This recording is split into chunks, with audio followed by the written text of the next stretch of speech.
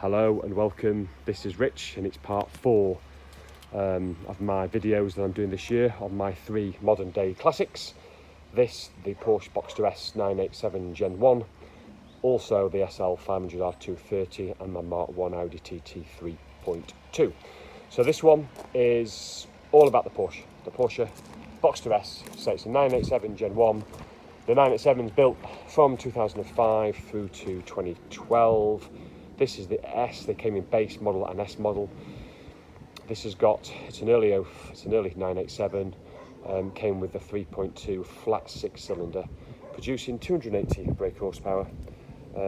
This particular car's got just under 77,000 miles on. Obviously, it's a 2-seater convertible, and I've owned it for about 6 months. Which has given me a really good insight into what it's like to run my first Porsche. So my first Porsche, and I've driven a Porsche Boxster 718 Boxster S with PDK. This is Tiptronic, and we'll talk about the Tiptronic later. And for some of you that are sort of manual enthusiasts, I'll be really fair with the Tiptronic and give you the pros and cons to the car. The 987s, like most generations of Porsche, they did split them between the Generation 1s, which ran up to 2009. Then there was an upgrade or uplift of the 987s, which were called the Dot 2s, the Gen 2s from 09 through to 2012. So, how does it look, the Boxster S? I think for me, the front's okay. I think the rear's a little bit awkward.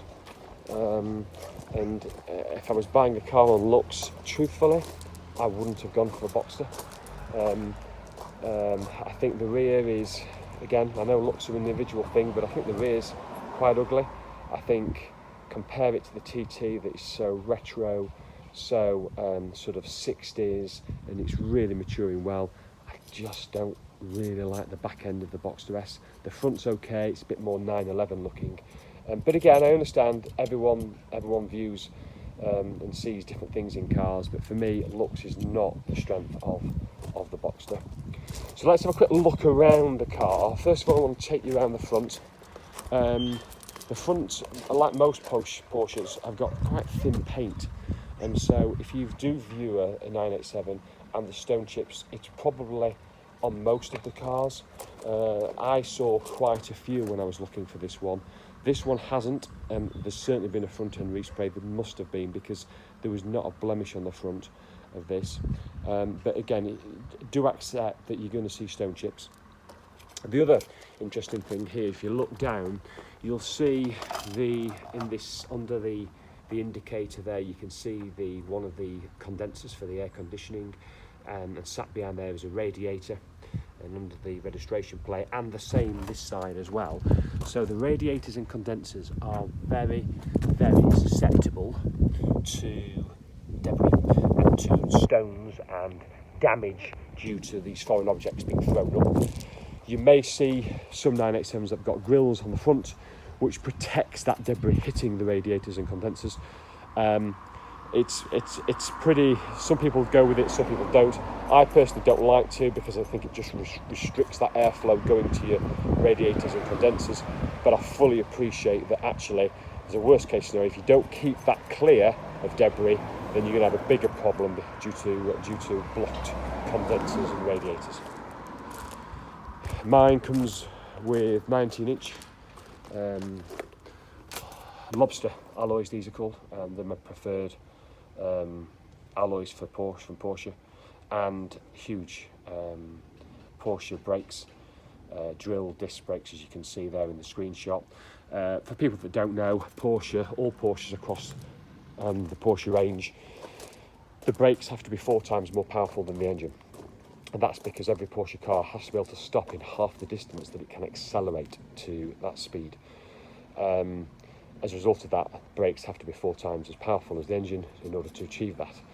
The first time you drive a Boxster S, and if you've never been in a 987, when you jump in the car, you may think, oh my word, these brakes are terrible. And they're absolutely not. It's purely because Porsche don't over-servo their brakes. And as a result, when you're braking, you've got to give the brake pedal quite a bit of a press and hard press to start to get the brakes to work. It's just its lack of servo to give it more manual feel.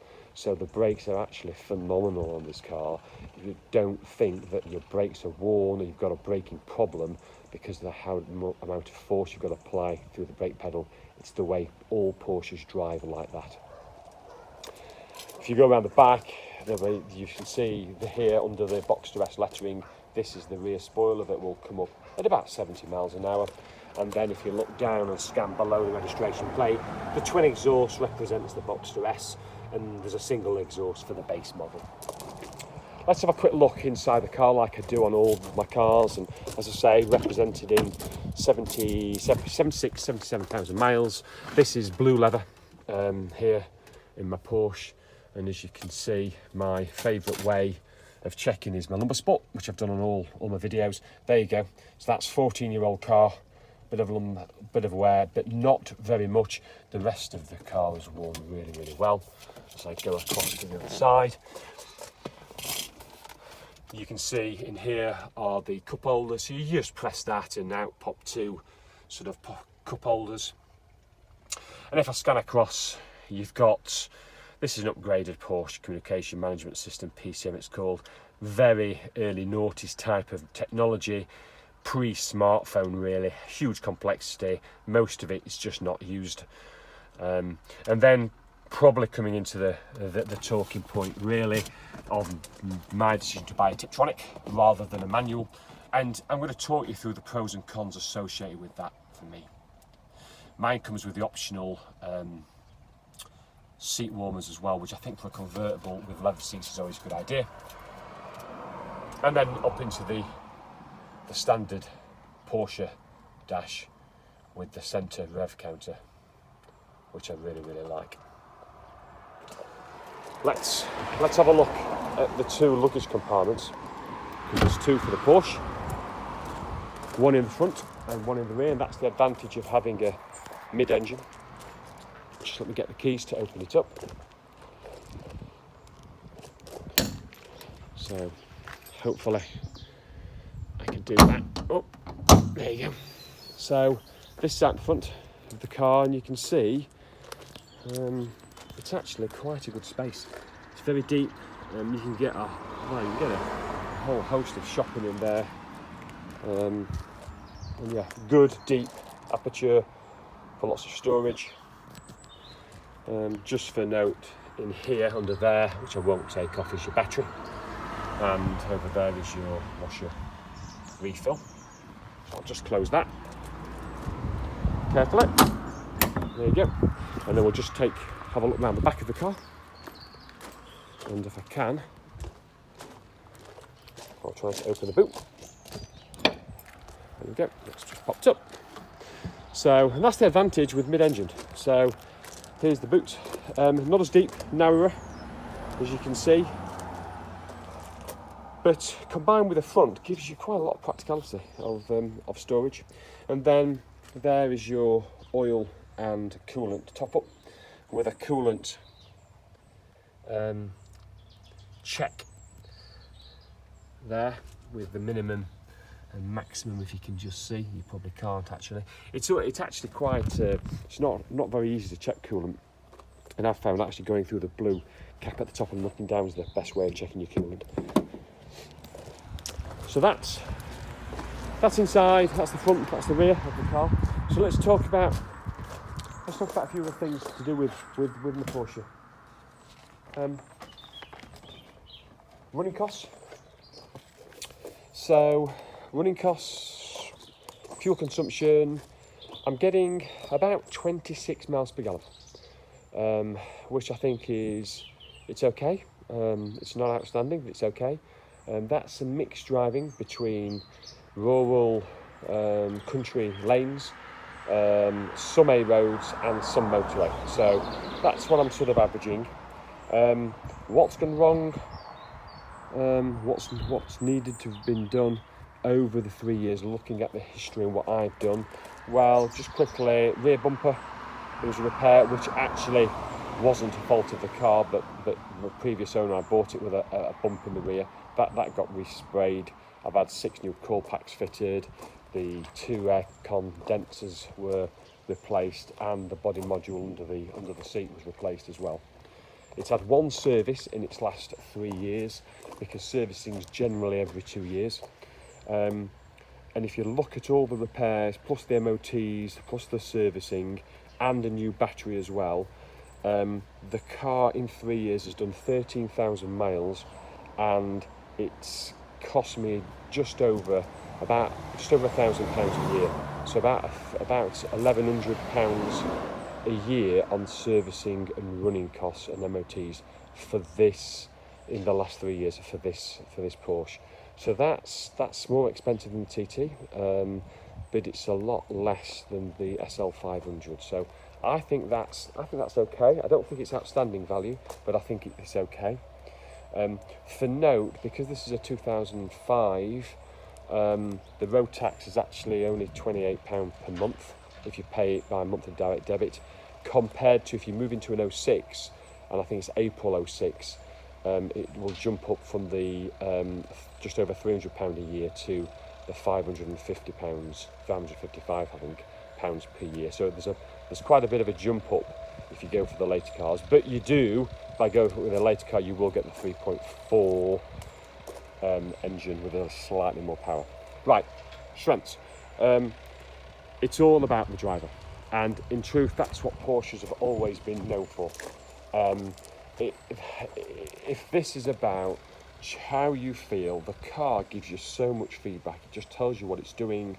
The turning it's really sharp, it's crisp, the weight distribution is really fantastic.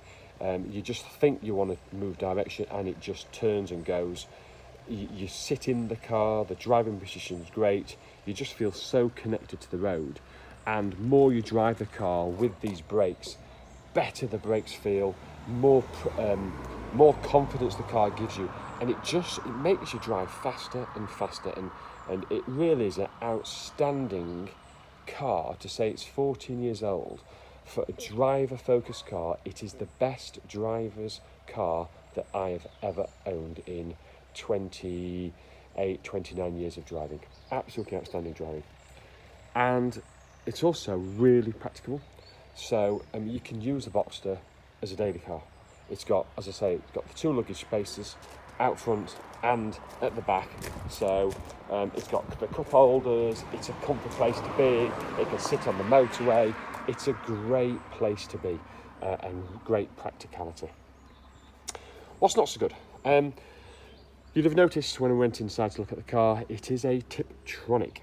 Now, let's be fair on this. The Tiptronic is not as good as the manual.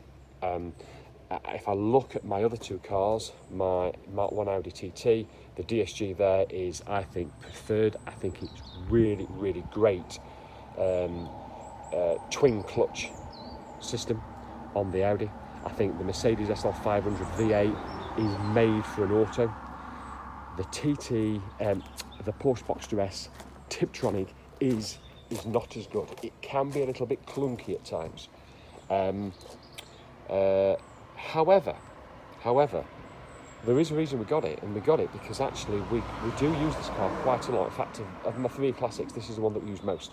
And we do a lot of driving into cities. We do a lot of doing a lot of commuting in the car, and with that commuting comes lots of traffic and start-stop and the city driving, and therefore, for everyday car, I just think it's an easier car to live with. So yes, on that one day I want to take it and go for a real hard drive. Sometimes I miss the manual, but to tell you the truth, for 95% of the time, the Tiptronic serves me better because it's just an easy car to drive on the daily grind. Whether it's dropping the kids off, going to the supermarket, or commuting to work, it just makes life that much easier with the Tiptronic.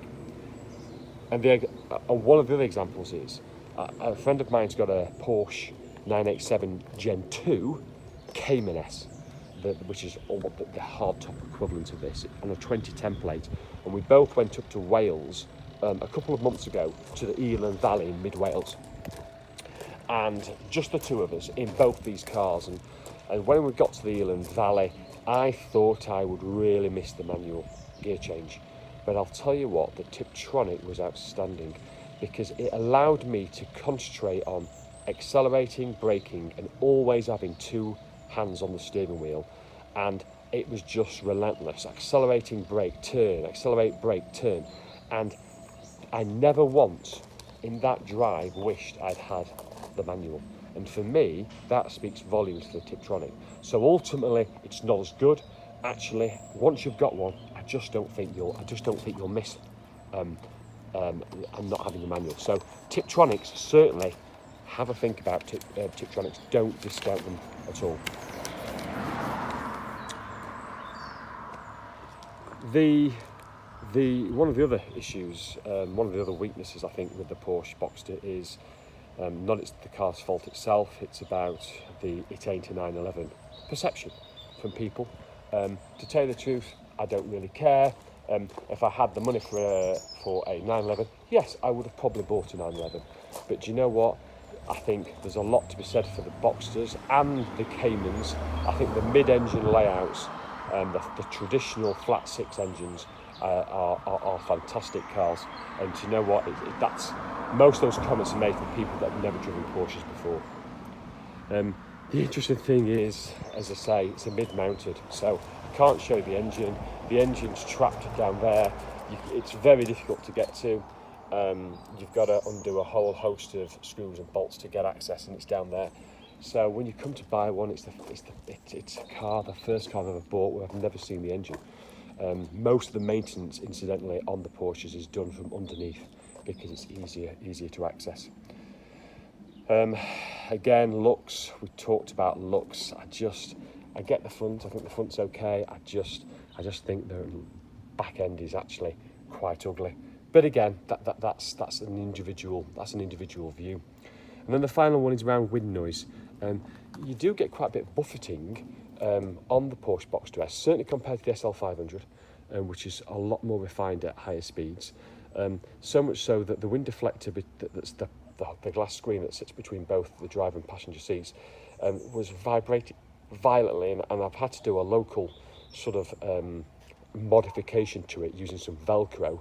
Sticking some Velcro down just to keep that perspex or glass screen in place to stop it vibrating, because I just got the feeling that it was just going to pop out at some sort of motorway speed and go flying down the motorway. No mechanical problems, the Boxster S's. Oh, well, where do you want to start? Because there's a list. If you go into any forum or onto the internet, you're going to hear a whole host of horror stories. You've got the IMS bearing failure, led to some catastrophic engine failures. 987s could be affected, but actually from 06 most were fitted with stronger IMS bearings. Ones by now, generally if they failed, they would have failed and they were fitted with stronger IMS bearings. It's a very small percentage that were affected, and I think the majority of those now have actually, the ones that have been affected have been affected. The RMS, which is another one, which was about, it was vulnerable to a rear main oil seal. It was an expensive fix, because the gearbox had to come out. The consequence of it failing is you get some seepage of oil, but that's all it's going to do. It's going to do nothing more than that. So you just have to check your oil level, and then most have been upgraded when they've done bigger jobs. For example, you replace the clutch. Ball scoring, another one of the Porsche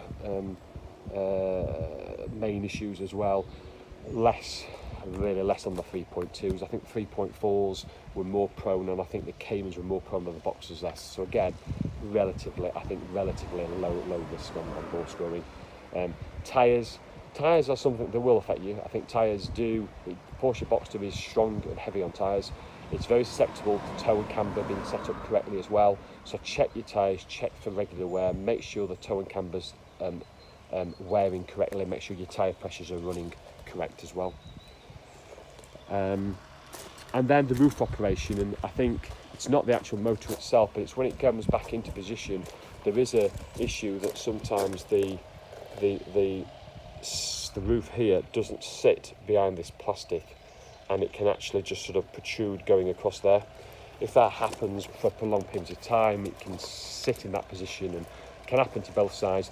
There's a local fix that you can do, and and a pretty simple fix really, with just a bit of cotton and thread and a bit of new elastic, and there's plenty of YouTube videos about how to fix that. But again, it's just worth just checking the operation of the roof mechanism. So value for these Boxsters can be expensive to fix and repair, so any cars that need such have to be priced accordingly. There's a large range in prices between the cheapest and the most expensive Porsche, because it's all about condition. Boxster S's start generally at about 8k for the 987s, up to probably about 15k, so probably from 7 to sort of 15k. It's more about service history and condition than actual mileage. So I think service history is crucial. Make sure it's been serviced every 2 years, ideally by a good Porsche indie garage. Don't discount higher mileage. I think if the Boxsters had great service history and it's in good condition, they can take the mileage. The future for values, I don't see the Porsche Boxsters losing any money at all now. I think they've hit the bottom of the bathtub curb for depreciation, and the sort of sandwich, you've got the 986s, which was the first generation Porsche Boxsters, that really is sitting in that 4 to 7k largely area. The 987s are sort of the Boxster S's are sandwiched at sort of 7 to probably 15k, and then you've got certainly the more expensive 987 Gen 2s or the 981s, predominantly because of the flat six engines. I mean, the 981s in particular really holding the money well, and I just don't see any depreciation on these cars. I don't think they're going to go up in value, but I do think you will see no depreciation at all.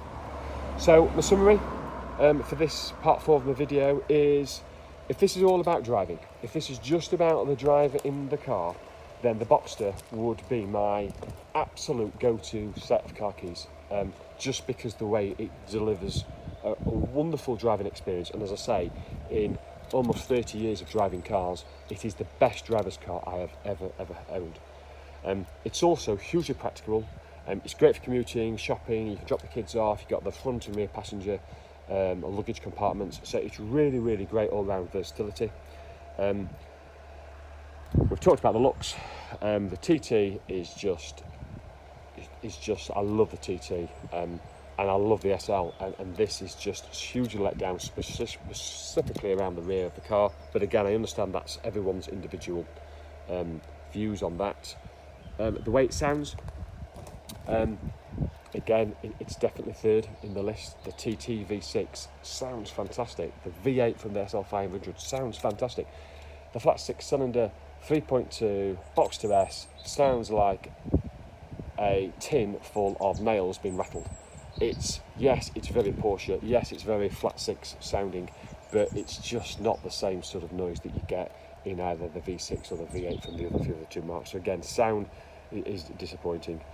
They're not cheap to insure, they're not cheap to service, and there are some major issues that you've just got to be aware of. But I think if you follow my rules about service history is king, get good Porsche Indy service history, get a Porsche Indy garage to do an inspection on a car. They will do for a few £100, and it might be the best few £100 that you spend. That's something certainly to consider. So it is my most expensive car, and as I say, it's probably twice the price of the TT, and probably another 50% more expensive than the SL500. But I do love it, and I do think it's a fabulous car. So that's it for part 4. I've hopefully give you a quick run through what it's like owning this 14-year-old car.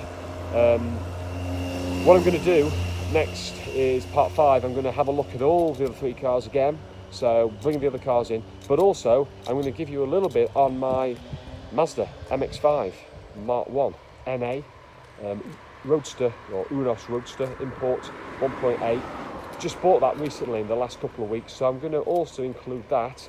That's the bargain budget sort of £1,000 car Roadster. How does that compare can these cars really be compared to each other? Well, you'll find out, because I'm going to review it through part 5 and part 6. I'm going to bring that Mazda MX-5 into the equation to see which is the best car that I currently own. Okay, thanks for watching. If you enjoyed, give me the thumbs up. Please subscribe, stay tuned, and we'll be in touch in a few weeks. Thanks all.